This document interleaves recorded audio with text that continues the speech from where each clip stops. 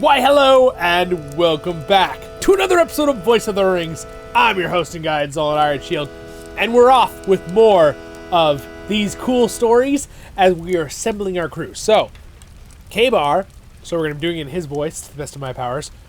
We've done the first group, we're going to do the second group of these now for this episode. He's telling us a little about all the people that we can invite on our crew. We've been given a ship, the Wave Hunter. The King of Gondor, Elisar, and Queen Arwen have sent us on a mission to save this child who is an heir to part of the Lonsirion, and he has been lost. Or is it Lonsirion or is it Penthgelen? I forget which one. One of the cities in Anthlas, the countryside of southern West Gondor. So we are going to read the rest of these, my friends. I hope you're having a great day in Middle-earth. If you do enjoy yourself, you're new, don't forget to throw a like on there and subscribe, guys. I can't tell you how much it really helps when you throw likes on there, especially my regulars. It means a lot. It really helps the videos. I appreciate it. And a nice comment. You guys are the best. You guys always leave wonderful things. I appreciate it. So let's continue on. So, his voice, we have it right here. You will want to fill out the crew with trusted and accomplished folk. You will want to fill out the crew with trusted and accomplished folk. Okay, there's his voice. Well, it's not quite... right there somewhere? Yeah, well, whatever. We'll do Elimyn and Urhill, brothers of the Queen Arwen. Queen Arwen's brothers are very skilled in hunters and trackers. As they reach the demon... it's a little bit small. I can't blow this up, unfortunately, but I'll read it as best I can here. Demonstrated, while they each demonstrated, while we are toured King's Gondor with them, I think they are sure to agree to join the crew, given their friendship with King Elisar and their loyalty to Queen Arwen, their sister. But I do not know if they have ever traveled to Umbar. Their skills with bow and knife may be most valuable, if such becomes necessary. I understand they remained in Penthgelen when we returned to Lonsirion. But someone at Ost-Ondia will know where they may be found. Well, they may be found. Guys, we're building a crew for a ship. And it's going to have Gimli, Legolas, Eladin, Elrohir, Zollin, and a bunch of other really cool people on it. So, I mean, this is going to be a pretty awesome... We're like going to infiltrate Umbar to go save an elf prisoner that's an old friend of ours, and a child that we now know, too, in the previous episodes. Alright, so now let's do Leafshade, dweller of Tum Balael. I have been thinking about, so I'm reading in the scribe's voice, thinking about what you said of the Ent Leafshade. Would he be willing to join the crew of the Wave Hunter? No. Even as I write these words, I doubt them. Would he even want to board a ship? Even one as fine as the Wave Hunter. It is made of wood, after all. So perhaps Leafshade will not join the crew, but it is very well traveled.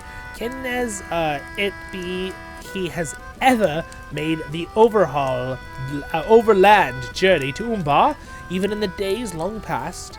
If you consult him, as he may useful information, you may be, you may believe, it's a little bit tiny on the words there. I have written this down, simply to learn more about such creatures as Leafshade, and I cannot deny it completely, but I believe in my very bones that he may know something that will help you. Cool, I want to go talk to the Ent more. You guys, a couple of you left a very nice compliment about my Ent voiceover. I appreciate that. That was nice. The other few videos back. Alright, so we have Rosaron. The Swan Knights owe their allegiance to Prince Imrahil of Dol Amroth, but they serve too at the command of King of Gondor, and I know King Elisar holds Rosara in high esteem for both his loyalty and his martial skill. I guess it's Rosaron would be a valuable member of the crew, but I cannot write his name without mentioning one complication that worries my conscience. As we traveled across King's Gondor, he spoke often of his wife, Brudius, from whom he had been parted and greatly desired to see once again. Can we ask him to leave her again so soon? Brudius will know where her husband can be found, and the question should be put to him. But if he refuses, we should not pressure a different decision. I believe Brudius can be found at Tradent in King's Gondor West. Alright. And then we have Gellingem, the king's own merchant. Even as I write the name, I remember his overbearing nature, and I want to cross it out, but Gellingem, for all his apparent faults, have a force of personality I cannot deny. His knowledge of provisions and supply may be very helpful on the voyage, and few allies are loyal as those who believe they have a great deal to gain by the successful completion of a mission. He claims to be the king's own merchant. Then let him earn it. Gallingem can be found inside the shop in Calimbel, King's Gondor West. Alright, and the last one, Gengar Farwent, Carver of Distant Stone. You are sailing to the seat of power of the King of the Coins, and that means danger. Thinking back over our journey across King's Gondor, I am reminded of the dwarf who warned us of the kindred and their agents when he visited Furkun Zakar. Gangar Forwind has no reason to love kindred or their allies, and he also suffered on our account. I do not want to leave the debt unpaid, if it might be possible. Furthermore, he may have learned something else of Kulaketh and the cunning that will be use to us. I do not know where Gengar went when he departed Furkun Zakar, but perhaps he said something to one of the guards of the gates there. Then they might point you in his direction. Cool. All right, well, there's a bunch of awesome stories. And if you didn't want to hear the first half, you got to go watch the previous episode, then come back. Or finish this one, then go watch the previous one. So now, let's see. Hopefully, it does give us quest markers. Good. So the closest place we are in Lonsirion, I believe the closest person is actually Gimli. He's at the docks, apparently. Let's go talk to Gimli. We're assembling our crew for the Wave Hunter. Also, pretty cool name for a ship, I must say. I like it. Again, totally made up for LOTRO. This is totally Legends. I'd like to call their lore Legends because usually it's pretty good. Occasionally it'll go into the I think I've told you guys this in the past, but if you're someone new to my channel, I appreciate you for subscribing. Thank you. Like a little jab. But I usually have a rating system. Canon for me with Lord of the Rings is going to be anything that Tolkien or his son did. Occasionally, someone else is very respected around Tolkien I might consider canon, but pretty much everything else is like Legends. It's kind of how Star Wars does it, right? And it's usually a pretty it fits right in. Right, so Legends, like most of LOTRO's content to me is Legends, or canon. They're either taking stuff straight out of Tolkien, storybook out of his lore and books, or they're making stuff that fits in and respects and just enhances the story, just more side stories, and they don't afflict or damage it. Right. Then I'd say there's another level of like fan lore, which could be something like, for example, my Zollin has a whole family line connected into the Royal Durin line. You know, he's not a main, head of the line. Obviously, he's not king of the Durin folk. But he's in the family. And again, when I do my fan lore, I'm very respectful of Tolkien's lore, trying to make it make sense. But when it comes to... and then there's stuff that's like, or something that just counters Tolkien's lore. And I don't mean to beat on it, but there's some that's very good in the Rings of Power TV show. There's a couple things that literally goes counterintuitive against canon. Like it can't be in the same universe. There's a few things, not a lot, in Rings of Power that are that extreme. There's one or two things that wouldn't work. But again, that's like fan lore. It's still another reality, another dimension, right? That kind of thing, right? Another alternate reality, I guess is the word I'm looking for in that way. So it's still an enjoyable series, some of it, of course.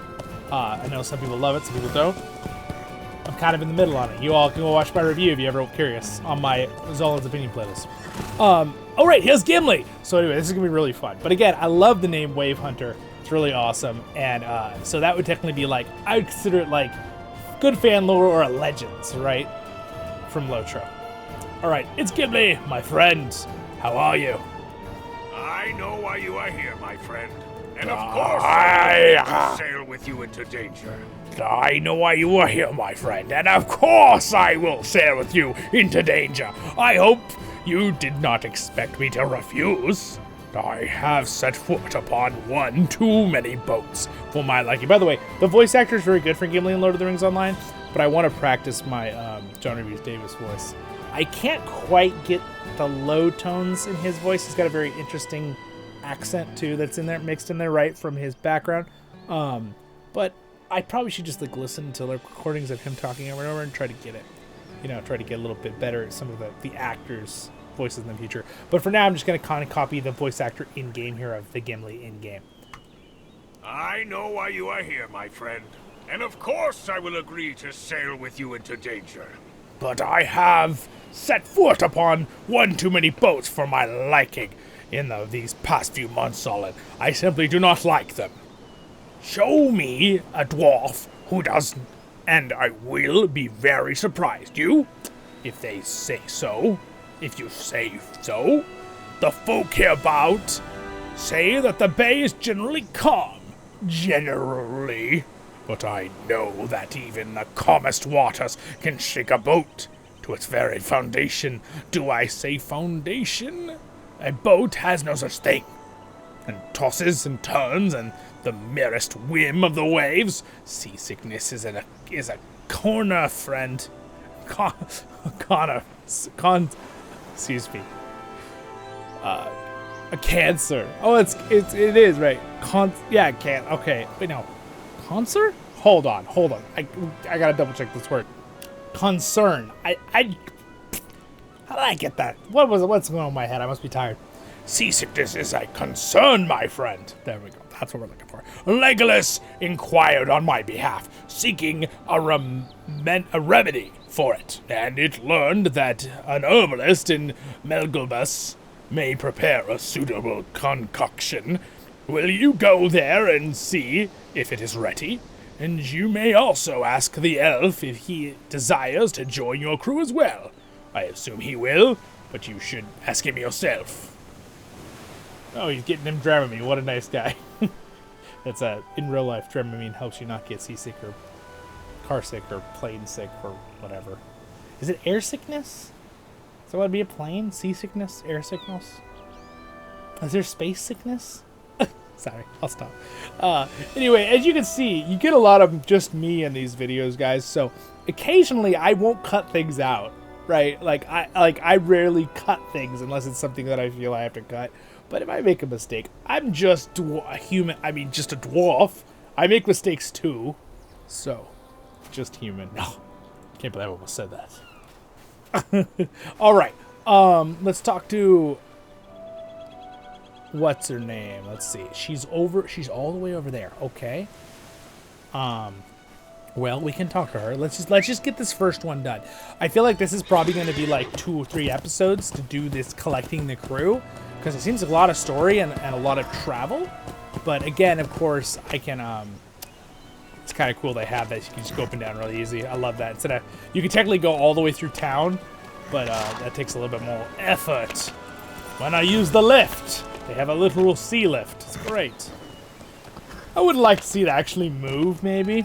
Kind of like, like in, I will say this is a compliment to World of Warcraft. I like it that things like go up automatically and stuff. Though it can be a little annoying if you're like waiting for a lift to come down. But roleplay-wise, it's cool, right? So yeah, I mean, I guess that's a double-edged sword. Like, you know how you like wait for the ships to come to port in World of Warcraft so you can travel across to the other continent? You literally have to wait for them to, and they'll come around every few minutes. It's cool, and And I've always loved that about the game, but at the same time, I feel like it could get a little annoying. Of course, I guess you have a flying knight, you could probably just fly over it, because they do have that. Alright, anyway, this Days of peace a lot have come of at last to Gondor. what ifs right now. Alright, here we go. Swift travel. No running for us. At least we get swift travels everywhere. Well, if you're not a VIP, you don't get swift travels everywhere. You do get some still if you're just a free-to-play player, by the way. But that is a benefit of VIP. And the game, again, they're not sponsoring me to say this, but I will say VIP is usually pretty worth it for this game. I do recommend it, and it does support them, so. It's one of those games that, like, the devs are so awesome, and they're so respectful of Tolkien's lore. It's like, this is the kind of game that I want to support with my money. Granted, I put money into other games, too, that maybe I don't fully agree with what they always do. But LOTRO is one that I'm like, yeah, I'm down. Money well spent. And also, they're very impressively priced. It's only, if you pay for 3 months at a time, it's only $10 a month. You pay for 1 month at a time, it's $15. But it's been that way for literally since the game started, which is quite impressive, considering inflation. All right, but we're not talking about that right now.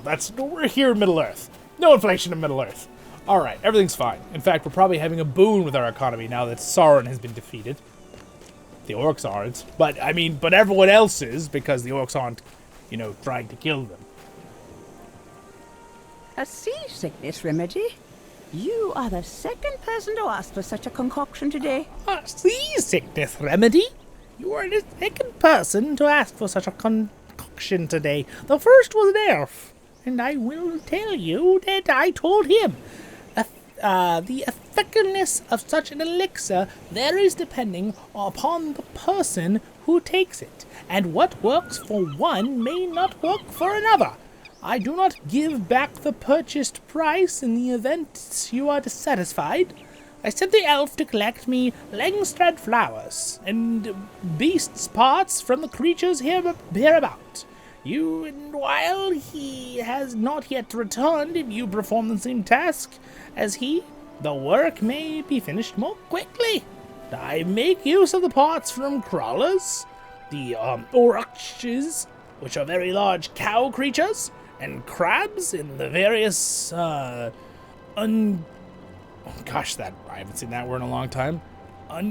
Unguents, and potions I created. Or is it engines? Is it agent? No, I think I'm trying too hard, thinking too hard of some of these words. That's what's happening. But potions, whatever I create, you will appreciate. You all can see it right there. You can read it yourself. Any you bring back to me. I think our voice got lower as I was reading.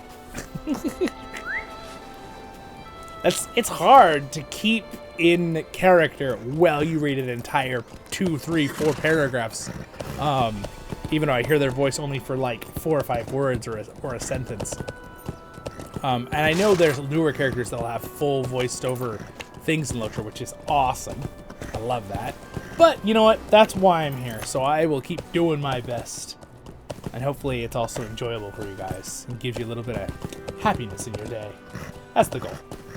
I want people to be able to come here and chill and relax in these episodes. Have a drink, relax, have a snack. Just chill from the daily stress of whatever. It's not important right now. We're playing the game. Let's just have fun. Alright, so what I need to do right now is I need to collect Langstrad flowers and beast pots. So I guess we'll just take down this dun ox. I think that counts. I think. Also, it does count. In last episode, I got a new cape. I should put that on. I forgot. It's much better than mine. What does it look like? I'm kind of curious. Let's look real quick for fun.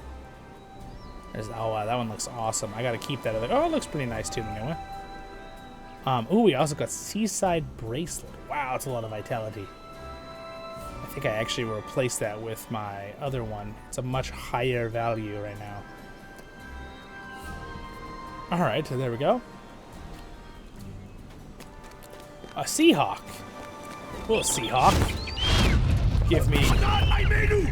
Kazan, I menu! Wow, that was really loud. I may have to turn down battle combat sounds slightly. Sound effects just a little bit. That was a little loud for my ears. Alright, let's kill this thing. There we go. That's a better balance.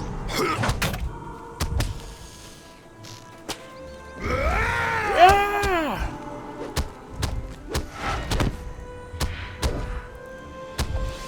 We've done it! Actually, we have not. It has to be crawlers. Or the cows. It can't be other creatures, apparently. Come here, Dunox. I'm sorry, but we have put all of your sustenance to good use. I instantly collected all. The magic of MMOs.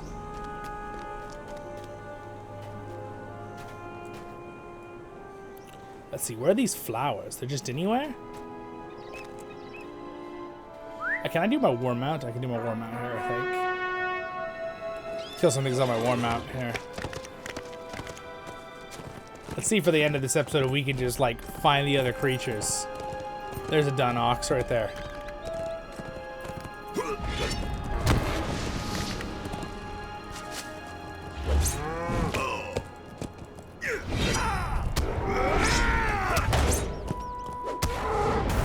I'm a little bit underpowered right now because of my gear. I'm also, I forget, I think I have to go do my legendary upgrade. Might be why I'm a little bit weaker right now. But it's alright. These guys are level 143, it should be no big deal.